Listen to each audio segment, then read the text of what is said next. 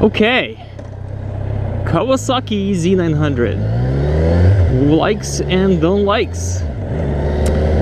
So let's start with the do likes. What I do like about this bike, and what I really like about this bike is the engine. This is the reason why I bought this bike, is because this bike is extremely smooth and powerful. 126 horsepower, not bad. Has a lot of torque. I don't remember the number figures, I have to look it up, but it's something like 80 or 90 pound-feet of torque. Quite a bit. Enough to enjoy this bike. I really liked the paint job of this bike. It's absolutely stunning. Blue, silver, and black. Absolutely stunning colors on this bike. I really enjoy it. The rims are also liquid blue color, and I'll show it later. It's absolutely amazing. I love the dash. I love the dash on this bike. It's a TFT dash introduced in 2020 on, I think, nearly all models above Ninja 400, etc. So your Z650 would also come with this amazing TFT dash. So I have about 150 miles of this bike, so I'm definitely breaking in the engine. Man, brakes are really good in this bike. Electronics, it does have ABS, it does have traction control, it does have riding modes. For example, it comes with 3 riding modes. Is Sport, that disconnects traction mode. You pretty much taking this bike on the track. Road is traction mode 2. So it definitely does have traction control. That is level 2, not bad. I think it will be able to detect quite a few things. And obviously rain mode would be traction level 5, which is the highest level of traction control, sensitivity, and power mode is L, which is low. So that is a good peace of mind if you like to go, or if you don't like to go, if you have to go in rain or wet, slippery conditions. It's nice to have. Okay, third mode is custom. That's something you can customize. You can set any of the 3 levels of traction control and power delivery, which is full or low. That's pretty much it. Not bad for $9,000 bike. Very good features, definitely in this price point. At this price point, can't complain. This bike is 475 pounds light. So yeah, it's a mid-weight motorcycle. It doesn't feel like a heavy bike. It doesn't feel like 475 pounds at all. It's super nimble, really easy to turn, very maneuverable. I mean, it's a naked bike, so, and you're upright. So that's another thing that I do like about this bike, is a naked bike. You are sitting upright and you're comfortable. I rode in one day 100 miles and I was ready to go for maybe another 150 or 100 miles. I mean, it was comfortable. I had no problems. Compared to my Ninja 400, that could only last for like maybe 50-60 miles maximum. I was tired. My hands were getting numb, my wrists are getting numb. It was just not comfortable, really. And that bike is upright as well. It's not like uncomfortable, like, you know, R6, you know. So I'm gonna take this bike on this hill. Ooh, please don't hit me, thank you very much. I got stuck behind this Jeep. So that's the likes. One more like I want to add is a serviceability. Like, it's super easy to service this bike. I mean, oil filter is just On the left hand side, including the drain hole, very easy to access. IBS is naked bike. No need to take the fairings off, nothing. Very easy to service. Keep in mind, you have to service oil at least once a year. Whatever comes first, 75, 100 miles, or once a year. So, I mean, if you own this bike for, you know, let's say 5 years, that's 5 oil changes right there. So yes, as far as for service goes, this is bike to have, to own. Very easy.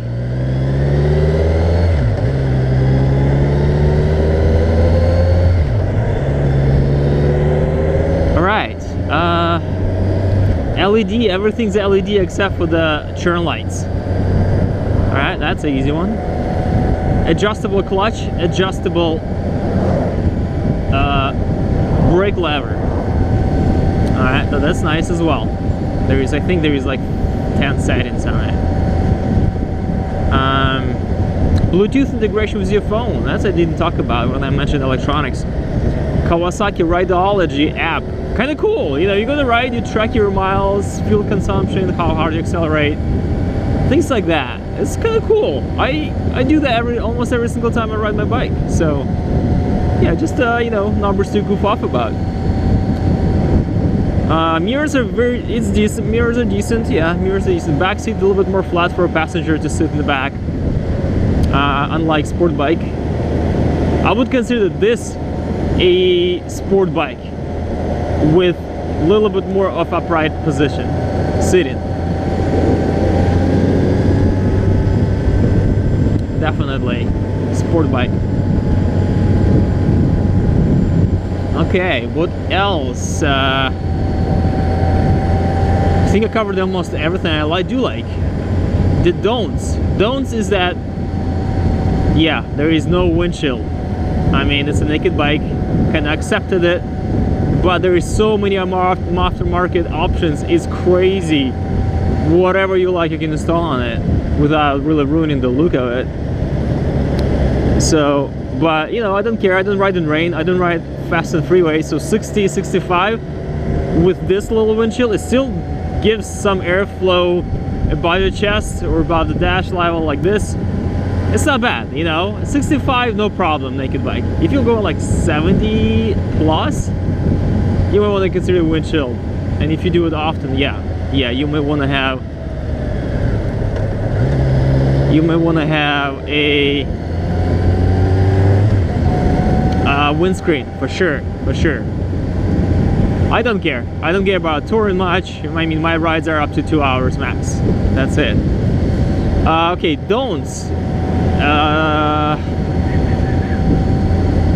Gearing, man. Just like any sport bike, Japanese sport bike, gearing is kind of short, you know. I mean, first gear is kind of long, and then you got second, third, fourth, sixth. Like, I'm in 6th gear and I can be cruising around town, no problem. But if I want to go like do like touring, I would have to swap out, I think,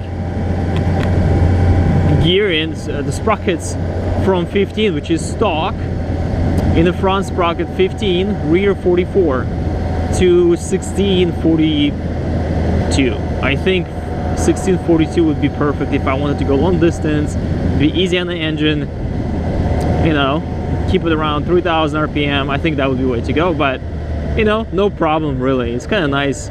I don't mind shifting, but it's still better than like lower end bikes like Ninja 400, let's say, or R3, CBR 500R. Those like are totally crappy gear, and you like doing 4000, you know, RPM at like, you know, 40 miles an hour. It's ridiculous. Here you will have 4000 RPM at 60 miles an hour. Okay, I think one thing I would add of don't likes is that yeah, there is no way. I wish this bike came with like pre-drilled or pre-installed, pre-planned mounts for side cases. I kind of like those. And if I wanted to go long distance or maybe multi-day trips, that would be awesome. It would just look clean. I mean, not that you can't install it, you totally can. You can always throw some bag on top, and you know, you can totally make it work. That's no problem. But I think like Ninja 1000 look, that would be really nice. Integrated side case, clips, that would be really cool. I think I would really like that. But that's pretty much it. Really, no complaints. Amazing suspension, full adjustable fork. I think it's only one side that does damping, and the whole 9 yards. I think the other side is only doing like spring is in there, so it's like the top latest and greatest fork. No complaints about suspension. Amazing. It came with good Dunlop tires. I remember the model, but they are grippy tires. Stock tires, not bad Kawasaki for a budget 948cc bike. Yeah, no problem. And yeah, sound of this bike I really like. Amazing sound. I've been riding twins and single cylinders my whole life. This is my first inline 4 bike, and yes, it is amazing. I almost bought Ninja 650 ABS version, but I have ridden it a few times and I was like, man, I don't know, it's gonna last me for a couple of years. I'm gonna outgrow the bike, and that's it, you know. But this thing is probably as maneuverable as 650. I wouldn't put it in the same class as 400cc bike like Ninja 400. It's not as maneuverable, but this bike is really good. Like, I have ridden few like MT-09. MT-09 is really good, but I liked handling on this bike better for some reason. Handling and just whole 9 yards. The engine a little bit heavier. Whoa.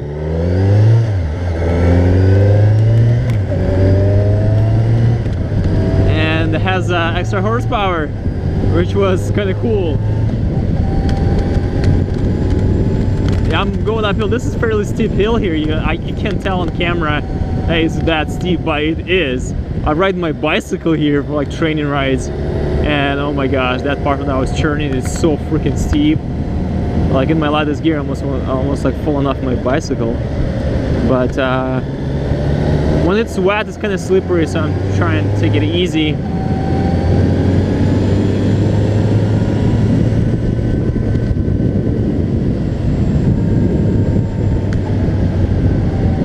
But I love riding hills, and this bike shreds them. It shreds hills.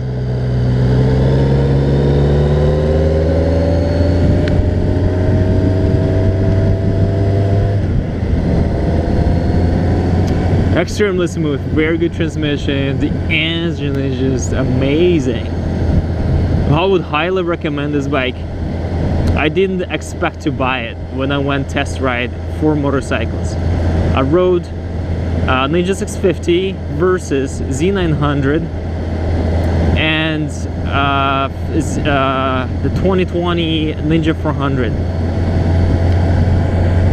And I was going to buy, I almost bought Ninja 650 or Versus. That was top of my list bikes. And I went home, I slept on it, I thought about it, but I was like, you know what, I think I'm gonna outgrow that 650 engine quickly. It's no problem though, if you just use those bikes for commuting. They're amazing commuters. Fuel economy, really good. I mean, those are great little bikes, very good bikes. In fact, I would love to have one. If I only could afford having multiple bikes, I would do that. I would have like a touring bike that has really good fuel economy, and I would keep Z900 for fun. But this bike, like, it's still very fuel efficient. I'm getting 50 miles an hour average. I'm sorry, 50 miles per gallon average. This is US. Freeway 50, no problem. Then I cruise about 60. It's at 60 miles an hour. I haven't gotten any faster because the bike is still breaking in. So yeah, it's 50 miles per gallon not bad. And I think if you can adjust gearing the way you like, you go from 15 to 16 front sprocket, you put maybe keep 44 or go to 42, 41 tooth sprocket, you can definitely get like 55, 60 miles per gallon on this bike, like no problem, unless you really like push it. Yeah, it will sip gas for sure, but yeah, no problem with fuel economy. I thought I was gonna be getting like low 40s, but no problem. No problems, fuel economy, very good, very good. Yeah, smoothness of this bike, I could just ride this thing all day. At least I feel like I could. But yeah, it's comfortable. It's a comfortable little bike.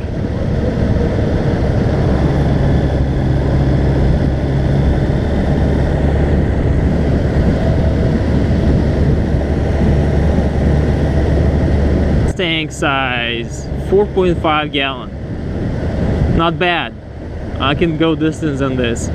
I think I could go around 180 miles in this full tank between fill-ups. If I space the gears, I could do 200 estimated. That's I would wrap up this video by answering this question. Would I recommend this bike? Kawasaki Z900, definitely yes. I would recommend Z900 out of Ninja 400. Well, it's a beginner bike, that's not fair. Ninja 650, Z650. I think in any 650 class, even I would pick this bike even over CBR 650R because it just looks amazing.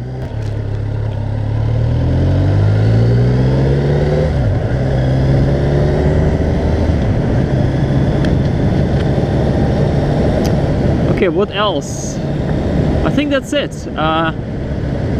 Would I recommend it?